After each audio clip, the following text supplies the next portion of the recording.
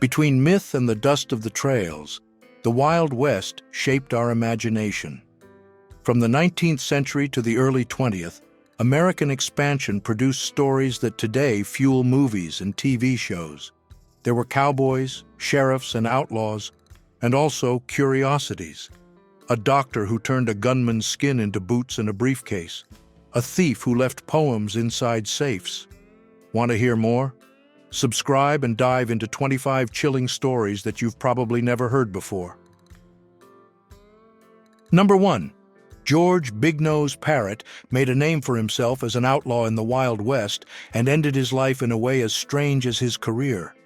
Hanged by a mob in 1881, his body was handed over to John Eugene Osborne, a doctor and politician from Wyoming. Osborne had the dead man's skin tanned and turned into a pair of boots, which he showed off on the day he was sworn in as governor. From the same material also came a small briefcase, a piece that added to the sinister aura of the case. The skull didn't get a better fate. Sawed in half, it became a household item in the hands of Lillian Held, the state's first female doctor, serving as an ashtray, doorstop, and pencil holder. And, as if a final chapter were still missing, Osborne and his colleague Thomas Mackey dissected the body, looking for clues in the brain that might explain Parrott's criminal path. Number 2. John Wesley Hardin, a feared figure of the Wild West, once claimed in court that he had taken 41 lives. After spending more than 2 decades in prison, he was shot in the back by John Selman in 1895, inside a saloon in El Paso. Years earlier, in 1877, a night of cards and whiskey led Hardin to a hotel in Abilene, Kansas. He and farmer Charles Huger had neighboring rooms. In the silence of the night, a snore came through the wall. Annoyed, Hardin demanded quiet. No response came. Impulsive as ever, he fired several times through the partition. Huger died without ever waking up, and the story gained yet another dark chapter. Number 3. On the banks where Clear Creek meets the Brazos River, Fort Griffin rose up, a Texas outpost that became the stage for some of the Wild West's most intense moments. In just a few streets, cowboys looking for cattle crossed paths with gunmen waiting for a showdown, buffalo hunters covered in trail dust, fugitives trying to hide, gamblers chasing the next hand, and women who made their living in the saloon. So much mixing earned it the nickname Babylon on the Brazos. Names that left their mark passed through there: John Wesley Hardin, the gambler Dr. Doc Holliday, and Kate, his strong-willed partner. Fort Griffin brought together danger, opportunity, and a sense of freedom that, combined, helped shape the myth of the Wild West. Number 4. Known as Black Bart, the poet, Charles Airbulbs was an out-of-the-ordinary stagecoach robber in the Wild West. Born in England, he arrived in New York with his family in 1831. The gold rush of 1849 took him to California, and over time to an unlikely path, robbing Wells Fargo stagecoaches, then a pillar of financial services. Unlike other bandits, he kept polite manners and had a taste for verse. After cracking open the safes, he would leave behind short poems as his signature. In all, he carried out 28 robberies, was caught, served time, and once away from the trade, ended his criminal life. He retired to New York and died in 1917. His figure became legend for contrasting violence with etiquette, and his rhymes fueled headlines and rumors along the roads of the West. Number 5. In the Old West, whiskey wasn't just a drink. It was a show, earning the nickname Firewater. To impress and intimidate native peoples, peddlers would spray a stream of it onto the embers, and it would flare up with a crack, proof of its brutal alcohol content. The recipe barely resembled fine barrels: burnt sugar for color, chewing tobacco for bitterness, raw alcohol as the base. The result was harsh, sharp, and overwhelming. Just one shot was enough to silence a saloon table and knock down even a hardened gunslinger, reminding everyone why it reigned as the most feared drink of the West. Between gunshots and card games, it was fire down the throat. Number 6. When bank and train robber Elmer McCurdy was killed in 1911 after a shootout with police in Oklahoma, it seemed like his story ended there. Nobody came forward to claim the body. Funeral director Joseph L. Johnson decided not to bury him. He embalmed the corpse, dressed him up like an outlaw, and with a rifle in his hands, put him on display in the funeral parlor. Admission cost 1 cent. The show drew crowds of curious onlookers, and over time, new players stepped in. 2 men showed up claiming to be Elmer's brothers. Johnson handed over the body, thinking the matter was settled. Instead, the dead man hit the road. He became part of a traveling carnival, where his outlaw past sold tickets. Years later, what was left of him ended up in a warehouse in Los Angeles, forgotten until 1949. His wandering only came to an end 27 years later, when Elmer finally got a proper burial. Number 7. Legend usually crowns Jesse James as the face of crime in the Wild West, but many saw in Frank, the eldest, the harsher hand.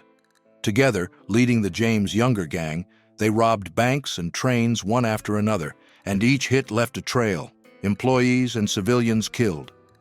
When Jesse was gunned down in 1882, the urge to keep running ended.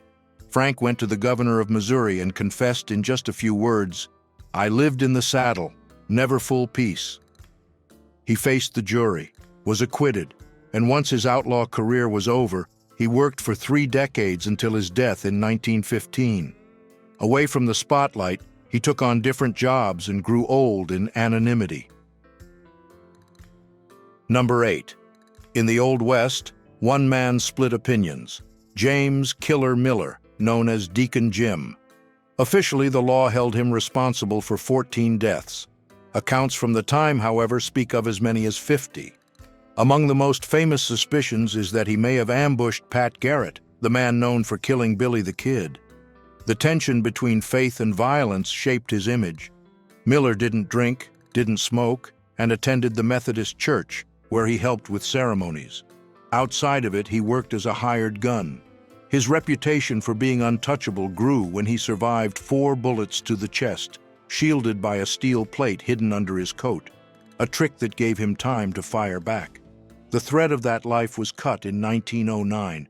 Captured by a mob, he was hanged. And so, the killer Deacon was remembered as a symbol of the contradictions of the West, where devotion and blood crossed the same trail. His legacy lives on in legends, records, and debates about who really pulled certain triggers. Number 9. In 1870, a traveler stopped to rest between Elizabethtown and Taos, in New Mexico. The place was run by Charles Kennedy, a burly, bearded man, and his wife Rose, who was of Ute origin. As soon as the stranger arrived, the couple's 5-year-old son whispered a warning. His father was a killer and planned to murder him. Minutes later, the prediction came true. Kennedy shot the guest. To silence the accusation, he executed his own boy. It wasn't an isolated episode. During that time, the cabin owner lured in travelers, killed them, and took their belongings, leaving behind a trail of bodies across the Wild West. Number 10. Among the legends of the West, one last name endures: Bender. The Benders, nicknamed the Bloody Benders, lived in an inn along the Kansas routes in the 1870s. John, Elvira, Katie, and John Jr. welcomed travelers with politeness, while around them grew reports of people who set out on a journey and were never seen again. When fear finally broke the community's routine, neighbors formed patrols and marched to the inn. There were rumors of witchcraft, but no proof, until the cellar revealed makeshift graves and hidden bodies. Shock turned into fury. The manhunt ended with the Benders dead, except for Katie, who perished in a separate fire. The case lived on through generations as one of the darkest episodes of the Wild West.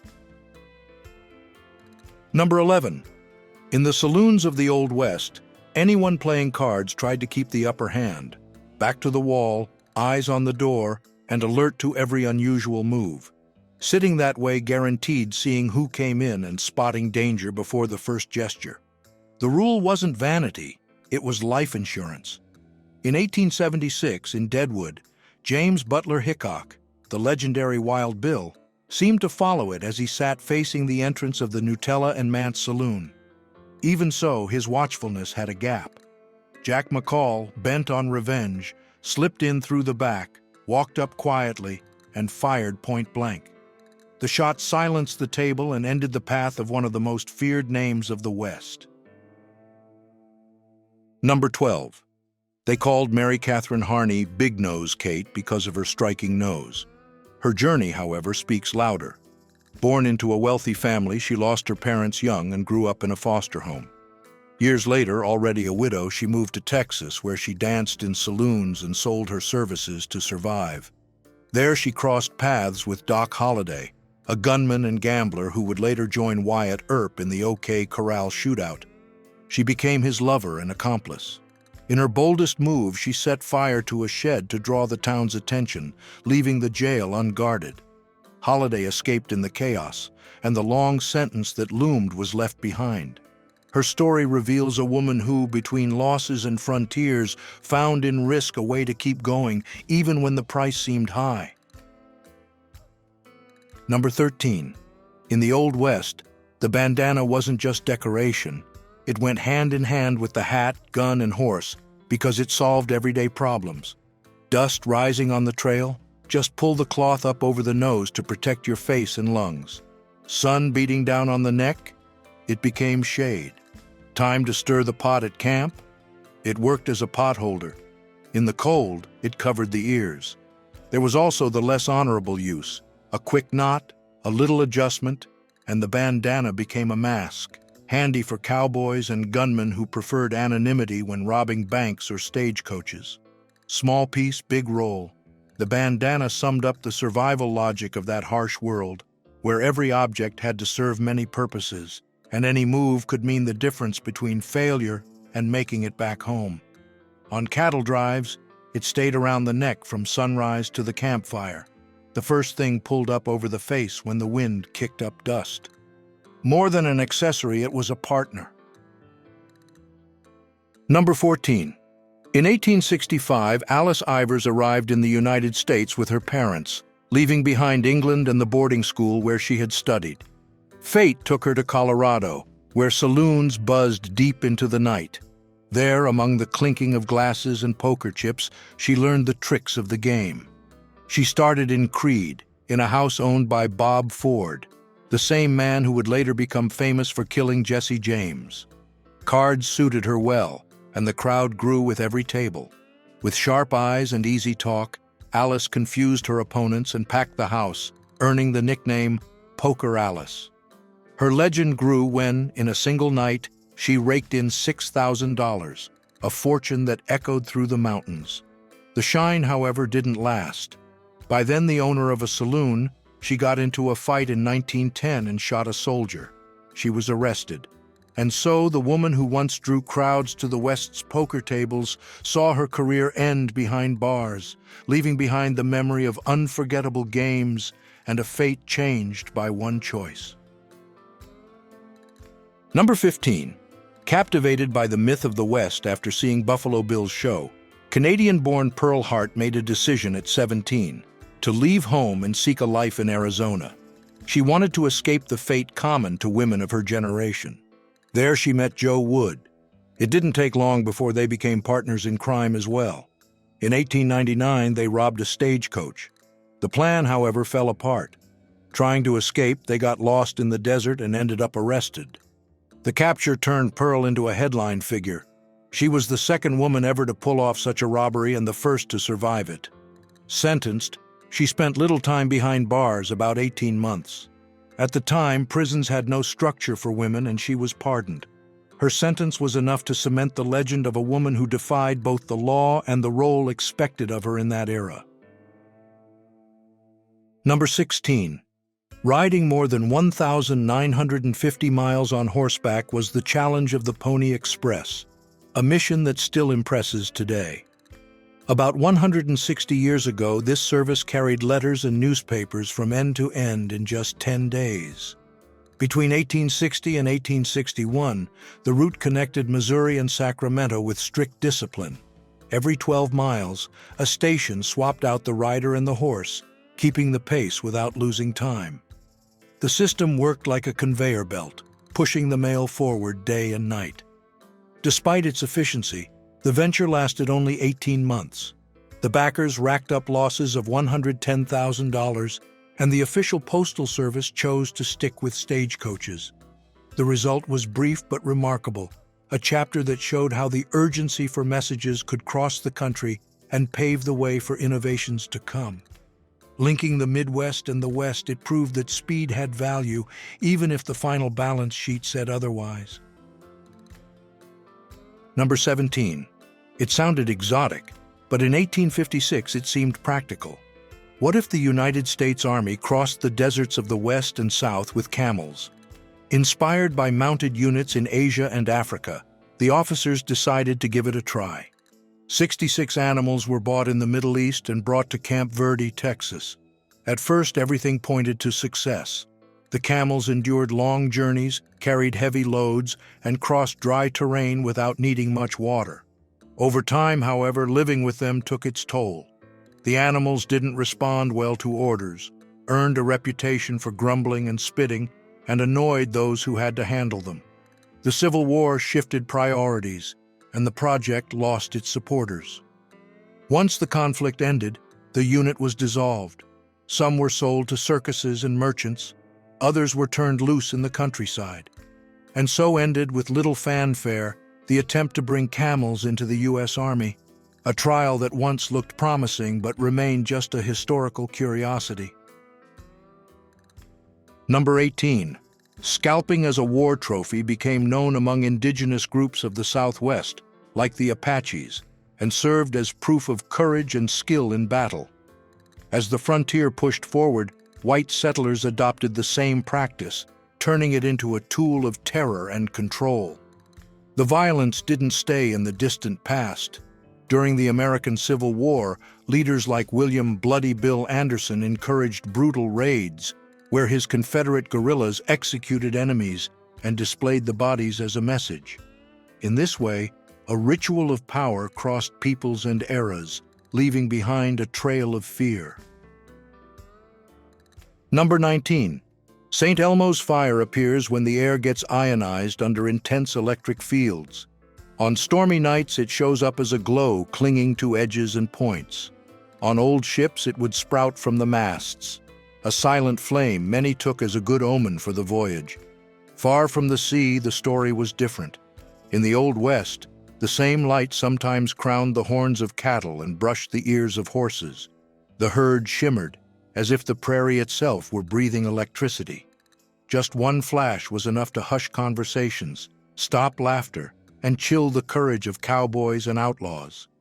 It wasn't magic, but science hidden in the air, ready to appear whenever the storm called. Number 20. In Western movies, the cowboy almost always shows up as a white man, but the real 19th century scene was more diverse. Estimates say that a quarter of cowboys were black, and their work kept the ranches running. They drove cattle, branded and marked the herds, broke horses, and faced the rodeos. During the Civil War, with landowners called to the front, many enslaved men were left in charge of managing land and livestock, gaining technical knowledge and authority. After the Union's victory and abolition, many of these men found in cowboy work a path to income, mobility, and independence. Their hands guided cattle drives, opened trails, and shaped the culture of the West. Even so, their role remains little remembered in the most popular stories, a gap worth confronting. Number 21. During the Old West, payment for capturing fugitives required delivering the body to the authorities, a scene immortalized by Clint Eastwood in The Good, the Bad, and the Ugly. That meant crossing deserts and towns while dragging corpses, a hard and foul-smelling job. The invention of photography opened a loophole. Instead of riding all the way to the sheriff, many bounty hunters began taking the dead man to the nearest studio, snapping a picture, and using it as a receipt. To avoid disputes, the body was propped up against a wall for a few moments. Flash, proof secured, and then the weight collapsed back to the ground. This way, the proof traveled on paper, not on the back of a horse. Number 22. In the Old West, the saloon was the heart of social life and gambling, but every set of swinging doors hid tension. Among drinks, cards, and music, gunmen and travelers bumped into each other, and small arguments could quickly escalate into fights and gunfire. Movies cemented the image of shiny pianos and fancy decor. In reality, though, many were makeshift structures thrown up in a hurry, barely able to withstand the wind. One name has stood the test of time: the Long Branch Saloon in Kansas. Today, it's a tourist attraction. The building that inspired its fame, however, burned down in 1895 and was only rebuilt later, fueling the myth of the West. Number 23. Few names sum up the journey of the Plains peoples as much as Tatanka Iyotanka, Sitting Bull. A respected chief, he combined firmness in war with the search for agreements that would spare his people. His way of listening to the land, the rivers, and the animals made every decision an act of care for collective life. For years, he resisted the military advance of the United States and Canada. When the force of arms closed in, he surrendered and was taken to a reservation.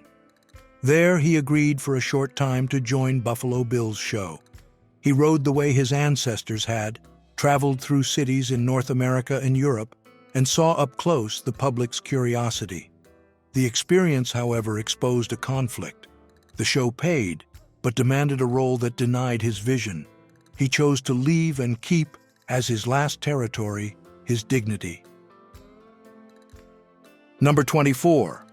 In the Old West, women were the exception in territories shaped by cowboys, gunmen, and hunters. In the towns, there were 3 men for every woman. In California, the gap was even bigger, reaching 9-to-1. In that setting, saloons hired women to sing, dance, and talk with customers. The goal was simple: keep the glasses full and the money flowing. The stigma was there, but reality was more complex. Not all of them sold sex. Many kept their independence, set their own limits, and at times were treated with the same respect given to ladies of high society. Between music and conversation, they carved out space in a world made by men. Number 25. Geronimo, the Apache chief, became known as one of the fiercest resistors against the advance of the United States and Mexico. Born in Sonora, he moved as a young man to an indigenous community in the region that today belongs to New Mexico. From early on, his life turned into escapes, ambushes, and negotiations, always with one goal: to keep his people from being pushed onto reservations and losing their homeland.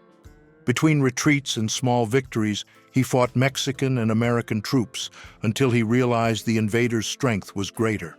Defeated, he never gave up his dignity. At the end of his life, he accepted Christian baptism and made a living selling bows, arrows, and autographed photos at fairs and expositions. His story sums up what so many indigenous leaders went through: resistance, loss, and the hard adaptation needed to keep existing. Like the Old West?